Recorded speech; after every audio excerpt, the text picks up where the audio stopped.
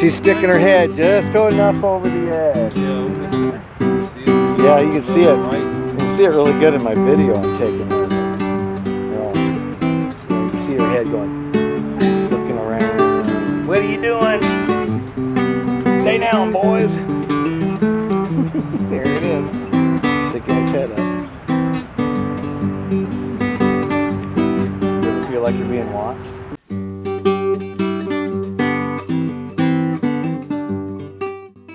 Well, it's Friday morning.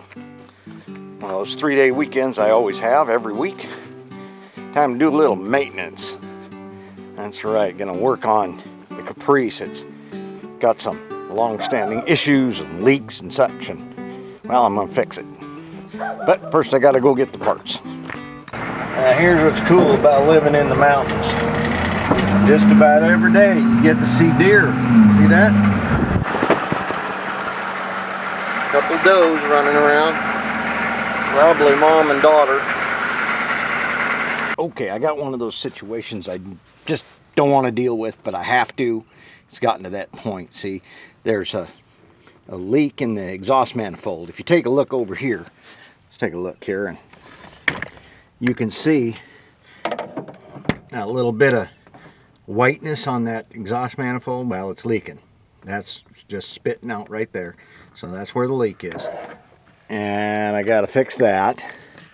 And the valve cover gaskets, as is the case in a lot of small block Chevys, are leaking on everything. So I got to replace those. There's only 4 1/4-20 bolts that hold a small block Chevy gasket down, you know, the valve cover down.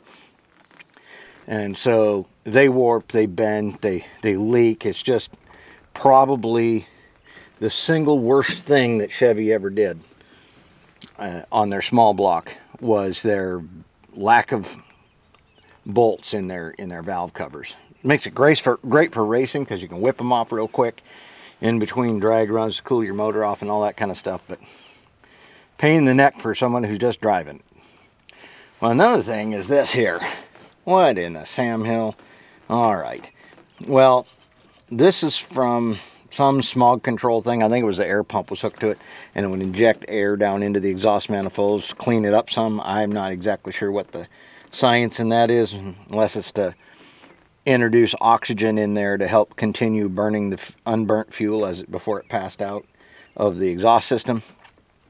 But that system obviously is no longer in here. Somebody's plugged this off, but they left this air manifold in here, and that's in the way of doing anything to this engine. So I want to remove it and plug off these holes down here. Problem is they're fused into the exhaust manifolds just from heat and rust and all that kind of stuff. So I want to get a box end wrench around those, because I could get this wrench around it, but it would just round it off. And then I'd have to get pliers and all kinds. It'd turn into a fiasco. So I'm going to cut this off of here so I can get the box end on there so it has a firm grip all the way around, and then I stand a chance of getting it out of there. I can tap on it and get it out of there. So let's get to removing this thing. I thought about just tweaking it back and forth like this and bending it until it broke. That's kind of barbaric, but it would work. But I'm going to try cutting it with a saw. I'm going to cut one at a time. I'm going to remove this spark plug wire, get it out of the way, and cut it with a saw.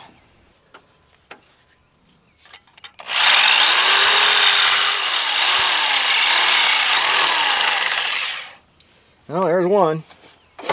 Only 7 more to go.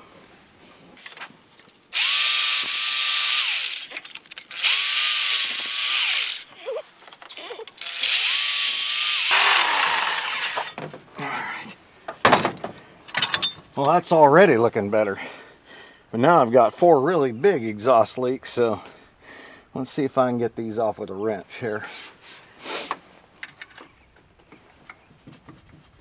Look at that one. That came right loose. Well, don't know exactly what that is thread-wise, but I'm certainly going to go to town and see if I can't find something to plug that off with. If not, I'm going to have to weld the end of this shut and stick it back in. Holy cow, it's finger tight. Well, somebody didn't do their job right. No wonder it's leaking.